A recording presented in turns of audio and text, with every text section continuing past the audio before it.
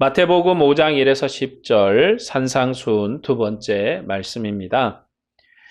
지난주 산상수훈에 대해서 말씀을 드리면서 산상수훈은 천국을 설립하는 나라 설립식이라 말씀을 드렸습니다. 산상수훈이 천국 설립식인데 없던 나라를 새롭게 설립하는 것이 아니고 이전에 망한 이스라엘을 새로운 하늘의 이스라엘 나라로 설립하는 것입니다. 출애굽한 이스라엘을 하나님께서 나라로 조직하기 전에 창조 때 설립된 하나님의 나라가 있어요.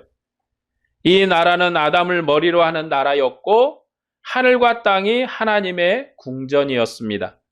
그런데 에덴의 하나님의 나라는 아담의 범죄로 멸망을 했어요. 이후 하나님께서 이스라엘을 하나님 나라로 신의 산에서 새롭게 설립하셨습니다.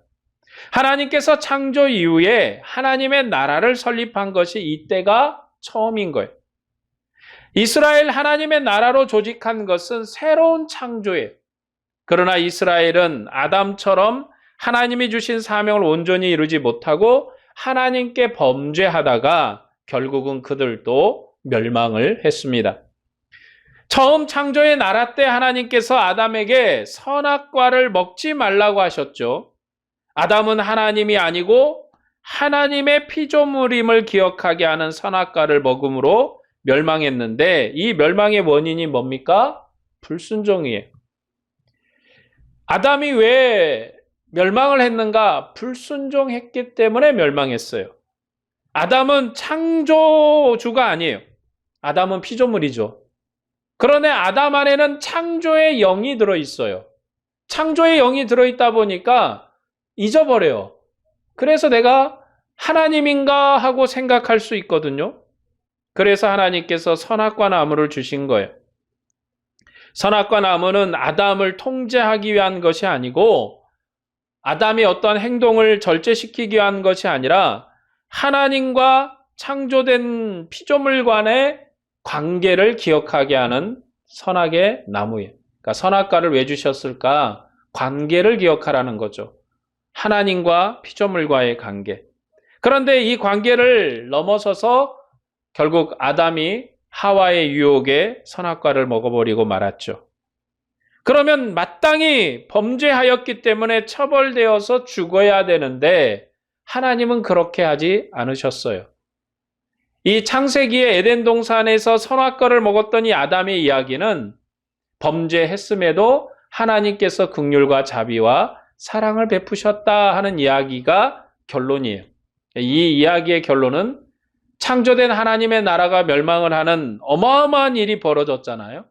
하나님이 모든 세상을 자기의 궁전으로 지으시고 그곳에 자기 백성을 두시고 자기 백성을 통치할 왕으로 아담을 주셨는데 아담이 불순종하여 선악을 알게 하는 나무를 먹으면서 이 나라가 멸망해 버렸어요. 어마어마한 범죄를 저질렀습니다. 그것으로 끝나는 것이 아니라 이후에 모든 피조물들은 아담의 범죄 때문에 고통을 당해요. 여러 동식물도 고통을 당하고 땅은 엉겅퀴를 내고 잡초를 내면서 건실한 실과를 내지 않죠. 우리가 건실한 실과를 얻기 위해서는 수고하고 노력하고 힘쓰고 애써야지만이 되는 그런 세상이 열렸어요. 지금까지도 세상은 이 아담의 범죄로 말미암아 정말로 많은 고통과 많은 수고를 다하고 있는데 이런 세상을 만들어 놓은 아담을 하나님이 단번에 죽이지 아니하시고 은혜와 긍휼을 베푸셨다. 하나님이 은혜를 베푸시고 긍휼을 베푸셨다. 그러니까 하나님은 처음부터 사랑의 하나님이시고 하나님은 처음부터 긍휼의 하나님이세요. 이처럼 이후에 이제 이스라엘을 하나님의 나라로 설립하셔서 율법을 주시고 하나님을 섬기게 했지만 이방 우상을 섬기다가 이 나라도 멸망했어요. 그러면 이 나라의 멸망의 원인도 뭡니까? 불순종이에요.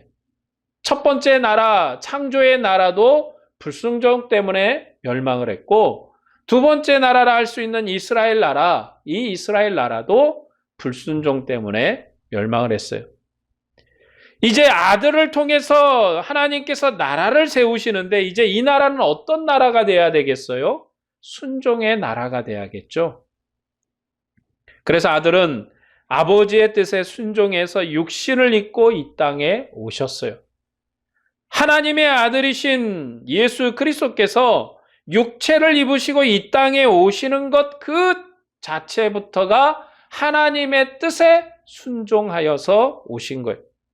여러분, 천사도 그냥 나타나잖아요. 천사의 모양으로. 하나님의 아들도 하나님의 모양으로 나타나실 수 있어요. 그러나 자기 백성의 불순종을 감당하시기 위해서 아버지의 뜻에 순종하셔서 육체를 입고 이 땅에 오셨어요. 그뿐만 아니라 아버지의 모든 의를 이루기 위해서 순종의 고난을 겪으셨죠. 여러 가지 핍박을 당하시고, 그래서 주님은 여우도 굴이 있는데 인자는 머리 둘 곳도 없다. 얼마나 많은 고난과 핍박이 있었음을 그 스스로가 고백을 합니다. 그뿐만 아니라 순종의 십자가를 지셨잖아요. 그도 그것을 감당하는 것이 어려워서 3번이나 하나님께 부탁을 드렸잖아요. 제발 이것을 옮겨달라고 부탁을 드렸잖아요. 그처럼 쉽지 않은 길이었다는 거죠. 하나님의 모든 의를 이루기 위해서 순종의 나라를 세우기 위한 그리스도의 고난과 아픔은 정말로 이루 말할 수 없는 아픔이고 고난이었어요. 이처럼 예수 그리스도는 하나님의 아들로서 순종의 나라, 하나님의 뜻에 순종하는 나라, 그 나라를 세우셨어요. 그렇기 때문에 이제 예수 그리스도 안에서 주님을 믿는 우리가 섬기는 이 나라는 순종의 나라예요. 이 나라에는 불순종이 하나도 없습니다. 어떻게 불순종이 하나도 없지? 나는 별로 순종하지도 않는데. 왜냐하면 우리의 머리, 우리의 왕이 순종의 왕이기 때문에 그래요. 이전에 다윗이란 왕이 있었어요. 그 다윗이란 왕이 정말로 신실하게 하나님의 뜻을 순종하면서 나라를 경영할 때는 그 나라가 온전히 순종하는 나라였습니다. 하나님이 이스라엘 나라에 인구가 얼마쯤 된지는 모르겠지만 한 600만쯤 된다고 봅시다. 600만의 사람들 한 사람 한 사람을 너 순종의 사람, 너 불순종의 사람 이렇게 구분해서 과반이 넘으니까 이 나라는 순종의 나라 이렇게 정하신 게 아니에요. 그 나라의 우두머리, 하나님이 세운 왕이 순종하면 그 나라는 순종의 나라예요.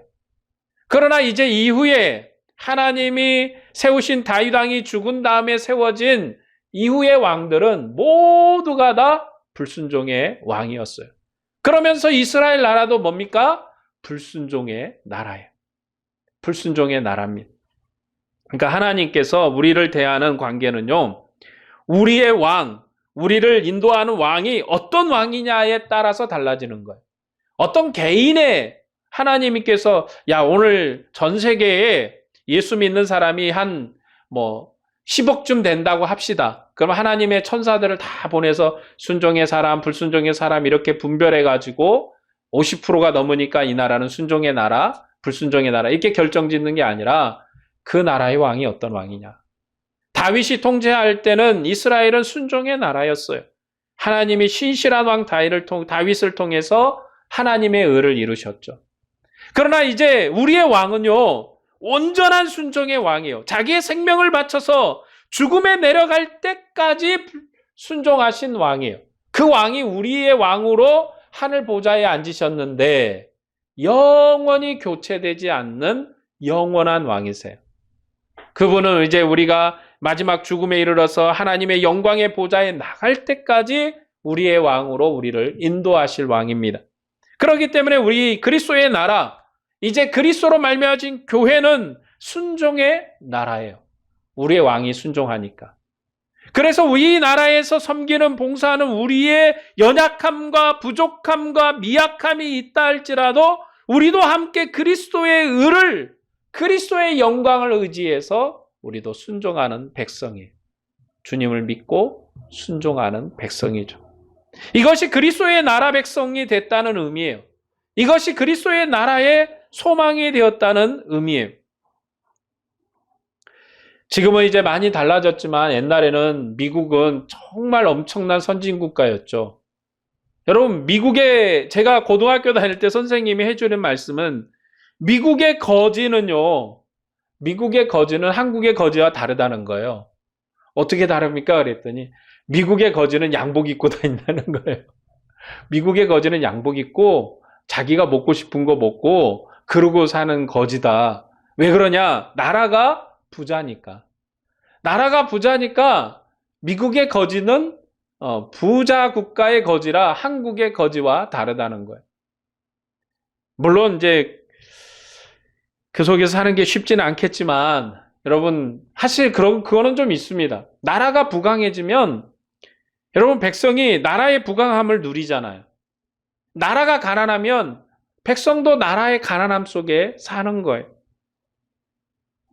이처럼 우리가 어느 나라에 속한 백성이냐에 따라서 우리의 위치가 달라지고 우리가 누리는 게 달라지는 것처럼 우리는 순종의 나라, 그리스도께서 영광스럽게 순종한 나라 백성이 되었어요.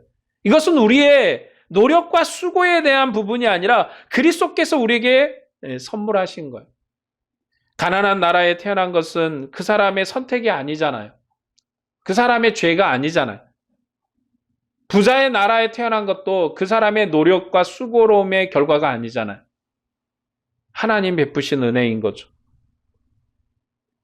이처럼 예수 그리스도는 하나님의 모든 의를 이루기 위해서 순종하시는 나라, 그리스도의 나라, 하나님의 나라를 세웠었습니다. 마태복음은 이 나라에 관한 이야기를 하고 있는 거예요. 그러니까 마태복음 우리가 이해하고 나눌 때 나라에 대한 개념을 잘 세워야 돼. 나라다. 예수님은 그 나라의 왕이시다. 지금 예수님이 이루시는 사역의 방향은 어떤 거냐면 창조의 나라도 멸망했고 이스라엘에 이제 세운 두 번째 나라, 하나님의 영광스러운 이스라엘 나라도 결국 불순종으로 무너졌고 이제 마지막 하나님이 자기 백성을 향한 신실한 은혜와 사랑으로 아들을 보내셨잖아요. 이제 아들이 마지막 종말이에요. 아들이 마지막이라고요. 이제 아들마저 실패한다면 더 이상 이 세계는 의미가 없는 세계가 되는 거죠. 아들을 보냈다는 것은 하나님이 모든 걸 다 보내신 거예요. 자기의 상속자, 하나님의 영광을 대물림할 상속자를 보냈다는 의미는 그거예요. 여러분, 하나님이 아들을 어떻게 낳았을까? 그러면 하나님 어머니는 없을까? 하나님 부인은 없을까? 이야기하려고 하는 게 아니에요. 이 개념은 여기에 1도 들어오면 안 됩니다. 그러니까 사람의 원리로 하나님이 어떻게 아들을 낳았지? 그러면 하나님이 아들을 낳았으면 하나님 부인도 있나? 여러분, 그래서 하나님 부인을 믿는 교회도 있잖아요.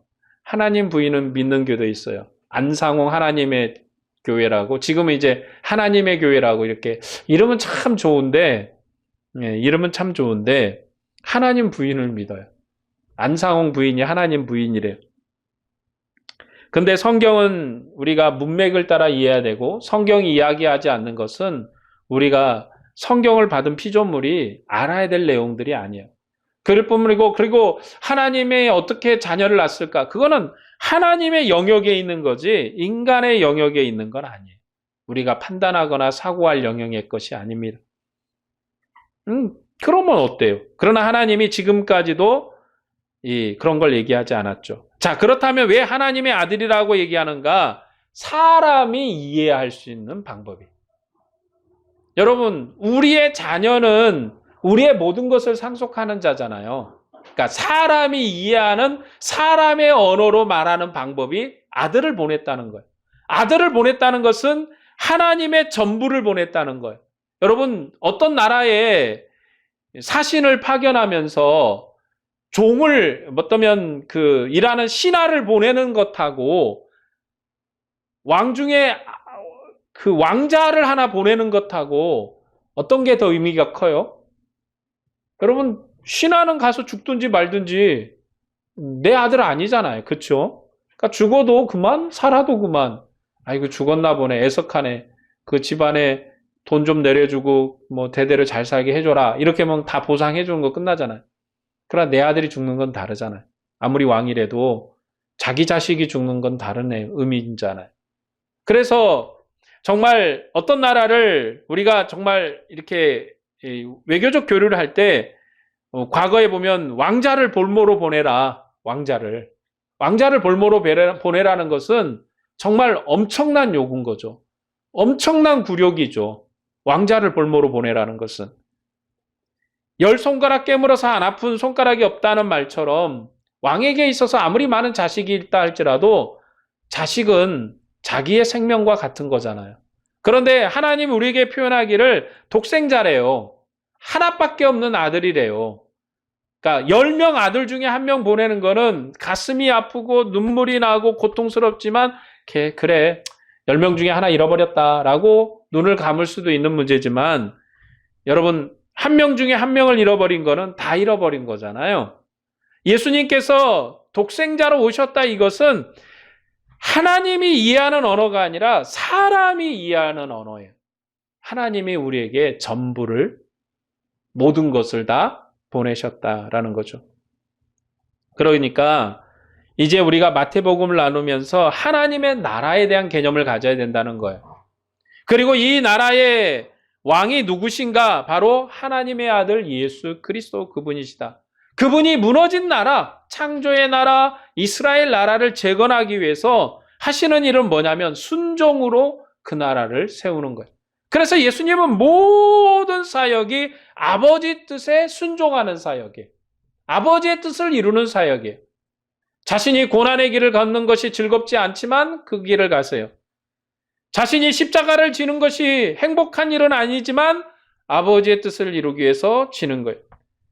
육신을 입고 이 땅에 와서 배고프시고 슬프시는 일이 감당하기에 쉬운 일은 아니지만 아버지의 뜻을 이루기 위해서 배고프시고 친히 우리의 아픔을 감당하셨어요.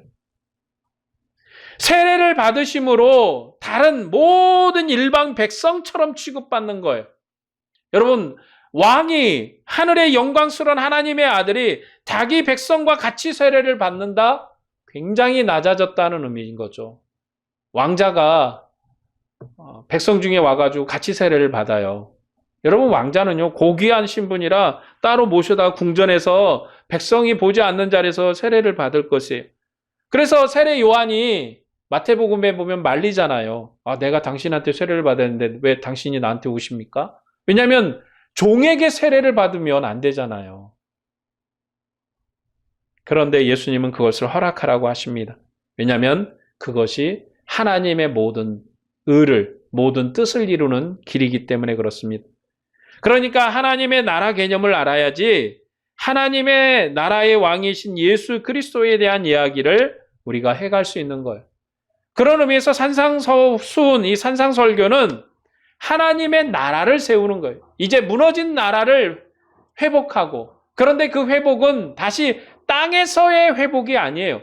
땅에서 있었던 것을 다시 복원하는 것이 아니라 새로운 영광스러운 나라, 새 것으로 그리고 하늘에 속한 나라로 회복하실 거예요. 지난주에 이어서 산상수훈의 배경과 구조와 문맥에 대해서 좀 더 말씀을 드리겠습니다. 산상수훈의 위치는 마태복음 문맥에서 사탄을 물리치시고 천국의 왕께서 갈릴리에서 그에게 오는 모든 자들을 천국의 생명으로 치료하시고 그를 따르는 무리에게 권세 있는 말씀으로 그의 천국을 설립하신 그때입니다. 하나님께서 그의 말씀으로 천지와 만물을 그의 궁전으로 지으시고 신의 산에서 모세를 통해서 이스라엘을 율법의 말씀으로 그의 나라로 지으신 것처럼 세상 끝날에 하나님의 아들이신 그리스도께서 말씀으로 천국을 세우셨어요. 그래서 산상수훈은 천국을 설립하는 권세 있는 하나님의 아들의 말씀입니다. 산상수훈이 천국을 설립하는 권세 있는 하나님의 말씀인 것은 이 말씀을 통해서 하나님의 아들을 대면하는 것이고 그의 음성에 복종함으로 천국 백성으로 지음을 받은 것이며 그분의 나라 사명을 이루고 상급을 받는 거예요. 그러므로 이 산상수훈은 천지 창조의 말씀과 같은 새로운 창조의 권세 있는 말씀입니다. 나라를 세운다. 그래서 그것이 새 창조다라는 거예요. 여러분, 우리가 성경에서 가장 의미 있는 것이 창조에 관한 거 아니겠습니까? 처음 아무것도 없는 곳에서 하나님께서 창조했다. 그럼 우리는 대부분 이제 창조 그러면 여기 이제 뭐와 가장 많이 대비하냐면 진화론도 있고 창조론도 있고 우린 이렇게 가버리는 때가 있는데 성경은요 사람이 어떻게 지어졌는가 흙인데 흙의 구성 요소는 뭐지? 그런 걸 논하려고 하는 게 아니라 창조는요, 이꼬르 하나님의 나라 설립. 이거예요. 성경에서 그걸 얘기하고 싶어 하는 거예요. 하나님이 자기의 나라를 세우셨다. 근데 그 나라가 무너졌어요. 이스라엘 통해서 하나님께서 이제 하나님의 나라를 새로 설립하십니다. 그래서 새 법을 주잖아요. 이전에 아담에게 주지 않았던 새 법. 아담에게는 아주 단순한 법을 줬잖아요. 선악과 먹지 마. 딱 하나잖아요. 그런데 이스라엘 백성에게는 정말 율법의 내용이 어마어마한 율법의 내용을 줘요. 많은 내용을 줍니다. 뭐 이것도 먹어야 되고, 이것은 먹지 말아야 되고, 이것은 행해야 되고, 이것은 하지 말아야 되고, 이런 내용들을 주죠. 점점 구체화된 나라를 세우십니다. 이제 예수님께서 자기의 사명을 따라서 하나님의 나라를 세우시는데, 하나님의 나라를 세우시기 위해서 여기서 천국율법을 선포하세요. 그런데 이 내용이 이제 5장, 6장, 7장에 이르는 짧지 않은 내용으로 선언을 하십니다. 그래서 이 산상수훈을 선포한다는 것은 새 창조의 권세 있는 말씀입니다. 이제 주님께서 여기서 새로운 나라를 설립하셨습니다. 그것은 성경의 언어로 얘기하면 새 창조, 새로운 창조를 이루신 거예요. 그렇기 때문에 우리는 새 창조의 백성이에요. 새로운 창조물이고 우리는 새로운 피조물이고 이제 예전 것은 지나갔으니 보라 새 것이 되었다. 왜 우리가 새 것입니까? 빨아가지고요. 하이타이로 깨끗하게 빨아가지고 우리가 새 것이 됐을까요? 새로 지었다는 거죠. 뭐 어디서 새로 지었는가? 바로 예수 그리스도께서 새로운 나라로, 새로운 권세 있는 나라로 여기서 새롭게 지으신 거예요. 새로운 창조의 말씀이어서 하나님의 나라를 새롭게 하는 말씀인 거죠. 이것이 산상수훈의 핵심이에요. 핵심이라고 할 수 있어요. 새 창조의 말씀이다. 우리가 여기서 새롭게 되는 거예요. 그러니까 산상수훈은 교회가 묵상해서 지켜야 될 교훈집이 아닌 거예요. 우리가 이걸 어떻게 의로운 사람이 되지? 어떻게 심령이 가난한 사람이 되지? 요 내용하고는 처음부터 거리가 아주 먼 얘기가 되는 거예요. 그러니까 이걸 묵상해가지고 우리가 어떻게 하면은 내가 심령이 가난한 사람, 백날 첫날 묵상해봐야 안 되는 게 왜냐면 나라 얘기를 하고 있는데 뭘 묵상을 합니까 그걸. 문맥이 틀렸잖아요. 핵심이 틀린 거예요. 짚은 내용이 다른 거예요. 물론 다른 누가복음이나 여기에서 우리에게 윤리적 교훈을 할 때가 있어요. 없는 게 아니에요. 윤리적 교훈이 있습니다. 우리가 어떻게 그리스도의 백성으로 그리스도의 사람으로 어떻게 살아야 될 것인가. 그러나 오늘 이 산상수훈은요. 교회가 묵상해서 지켜야 될 교훈집이 아니라 나라 설립이에요. 새 창조에 대한 얘기예요. 첫째 날에 하나님이 이것을 만드셨다. 둘째 날에 이것을 만드셨다 해서 이제 마지막 여섯째 날에 사람을 지으시고 일곱째 날에 안식하셨다. 그 말씀이 여기에 반복되고 있다는 얘기예요. 산상수훈을 성도의 교훈을 위한 도덕적인 내용으로 받으면 안 된다는 것입니다. 산상수훈은 나라 설립에 관한 교훈이고 그 나라는 새로운 창조의 나라예요. 산상수훈의 구약 배경은 하나님께서 시내산에서 모세를 통해서 이스라엘을 하나님의 나라로 설립한 거예요. 출애굽기와 신명기의 시내산이 이 마태복음의 산상수훈의 배경입니다. 왜 그러겠어요? 이전에 세웠던 이스라엘 나라, 땅에 세웠던 이스라엘 나라가 멸망했잖아요. 하나님이 언약한 나라예요. 여러분, 아담에게 하나님께서 약속을 주셨기 때문에 이스라엘 나라를 세우신 거예요. 그러니까 하나님이 첫 창조 때 하나님의 나라를 멸망했지만 하나님이 아담에게 가죽옷을 입히시고 은혜를 베푸셨기 때문에 그 은혜의 결과로 이스라엘 나라가 있었다고요. 그럼 이스라엘 나라가 멸망할 때 하나님이 뭐라고 약속하셨냐면 새로운 나라를 세우겠다고 말씀하셨어요. 그 새로운 나라는 뭐냐? 이제 이전에 주었던 율법을 뛰어가면서도 기억하고 누워서 자면서도 알고 그렇게 하는 은혜의 나라를 세우겠다는 거예요. 하나님의 법을 이제 돌판에 새겨주시는 것이 아니라 마음판에 새기는 그런 나라를 주시겠다고 약속했어요. 계속 그것이 연장선상에 있는 거예요. 그래서 예수 그리스도께서 출애굽기와 신명기에 하나님이 약속한 은혜의 나라를 배경으로 새 나라를 창조하고 계시는 거예요. 하나님께서 이스라엘을 그가 기뻐하는 제사장 나라로 세우신 것은 그들을 열국의 장자로 택하신 것이고 하나님을 섬기는 이스라엘의 복이 모든 민족에게 미치게 하려는 것이었습니다. 이는 아브라함의 복이 만민에게 미치게 하려는 하나님 나라의 경영을 이스라엘을 통해서 시작하신 것이었어요. 이스라엘은 그 사명을 감당하지 못했어요. 그러나 종말의 하나님의 나라의 대표이신 예수 그리스도께서 그들에게 나오는 자를 천국으로 설립하시고 부활하신 후에 제자들을 모든 민족에게 보내심으로 모든 의를 이루는 창조의 나라를 세우셨습니다. 산상수훈의 시작말은 예수님께서 무리를 보시고 산에 올라가 앉으시니 제자들이 나온지라는 말씀이에요. 그리고 입을 열어서 가르쳤다. 자, 여기에 보면 예수님께서 무리를 보고 산에 올라갔어요. 그리고 누가 제일 먼저 나왔습니까? 제자가 먼저 나왔죠. 제자들이 먼저 나왔고 그때 입을 열어서 가르쳤습니다. 많은 무리가 따르니까 예수님이 산으로 올라가셨어요. 갈릴리 산에 올라가셨고 그곳에서 제자들이 먼저 나왔고 무리에게 말씀했다. 자, 끝나는 말은 예수께서 이 말씀을 마치심에 무리들이 그의 가르치심에 놀라니 이는 그 가르치는 것이 권위 있는 자와 같고 그들의 서기관들과 같지 아니함이라. 자, 이게 이제 산상수훈의 마지막 결론이에요. 자, 다 예수님이 말씀을 마치셨어요. 그러니까 무리가 놀랬어요. 왜 놀랬는가? 권위자와 같다는 거예요. 권위자. 여러분, 여기 권위자는 뭡니까? 하나님이잖아요.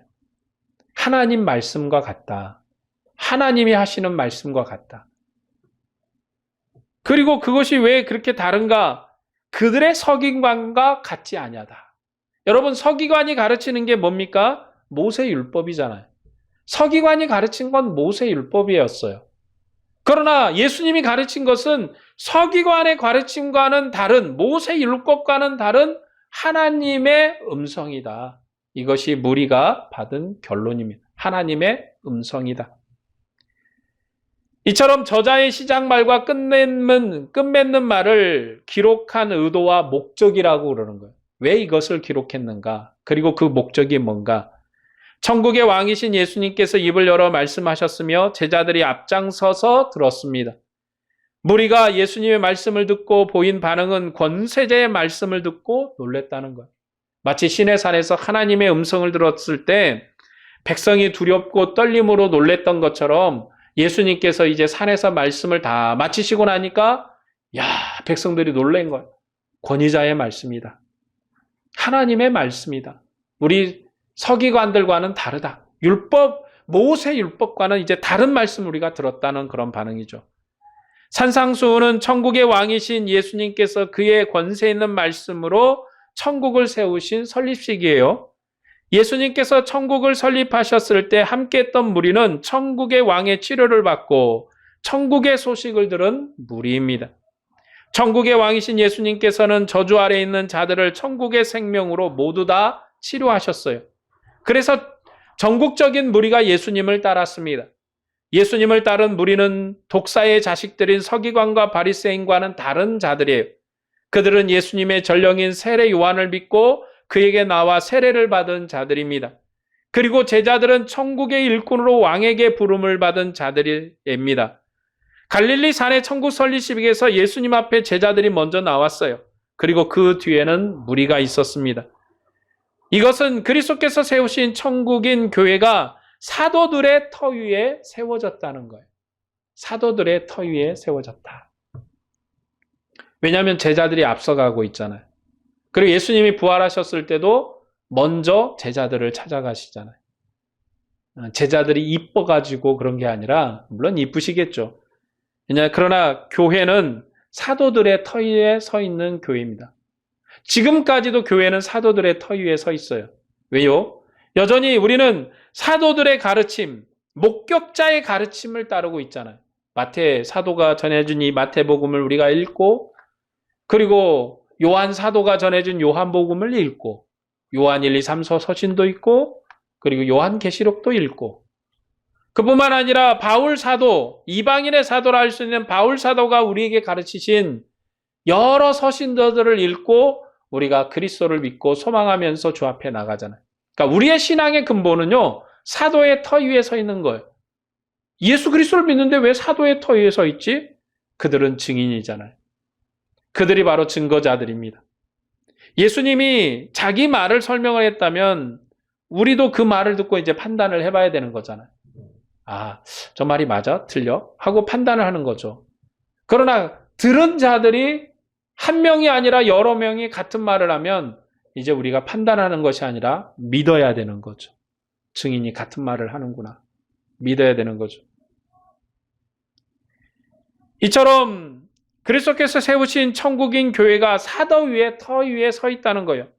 이 모습은 시내산에서 언약을 체결할 때 하나님 앞에 나온 모세와 아론과 70인 장로와 백성의 위치에 관한 내용이기도 해요. 그러니까 하나님께서 시내산에서 언약을 체결할 때 모세와 아론이 먼저 서 있었어요. 왜냐하면 모세는 언약을 받은 사람이고 아론은 백성의 제사장으로 우두머리잖아요. 먼저 서고, 그리고 누가 먼저 나옵니까? 70인 장로가 나와요. 백성이 나오죠. 이 70인 장로가 이스라엘 전체를 대표하는 자들이에요. 그들이 백성을 가르치는 자들이고 백성을 지도하는 자들입니다. 모세, 아론이 앞에 있고 그 뒤에 70인 장로와 백성이 있었어요. 이처럼 이러한 구조를 가지고 이전에 시내산에서 이런 구조로 하나님을 대면했던 그 구조를 여기서도 말씀합니다. 산상수훈을 시작하면서 산상수훈의 위치와 구조를 강조하는 것은 그것이 중요하기 때문에 그래요. 위치와 구조를 아는 것은 산상수훈의 성격을 아는 것이기도 합니다. 이 산상수훈은 윤리적인 교훈을 위한 것이 아니고 그리스도께서 세우신 천국이 어떤 나라인가, 그리스도께서 세우신 천국, 하나님의 나라는 어떤 나라인가, 그리고 그 나라의 백성이 무엇으로 사는가에 관한 말씀이에요. 그러니까 우리가 이 말씀을 들으면 나라법으로 이해를 하시면 돼요. 이제 이게 천국의 나라법이다. 우리가 산상수훈의 위치와 구조를 알면 윤리적인 말씀으로 접근하지 아니하고 나라 설립에 관한 말씀으로 접근하기 때문에 그 내용을 여러 번 설명을 드리는 거예요. 왜? 시작하는 것부터가 중요하기 때문에. 그냥 막 들어가 버리면 윤리에 관한 얘기로 넘어가기가 굉장히 쉬운 내용이에요. 그렇죠? 어떻게 심령이 가난해질까?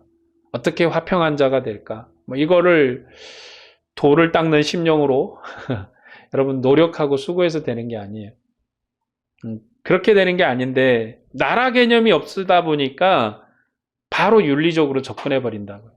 그러니까 여러분 우리가 마태복음을 또 구약 내용을 살필 때 항상 염두해야 될 개념이 있다면 바로 이 나라 개념이에요. 나라 개념. 오늘 말씀을 정리하겠습니다.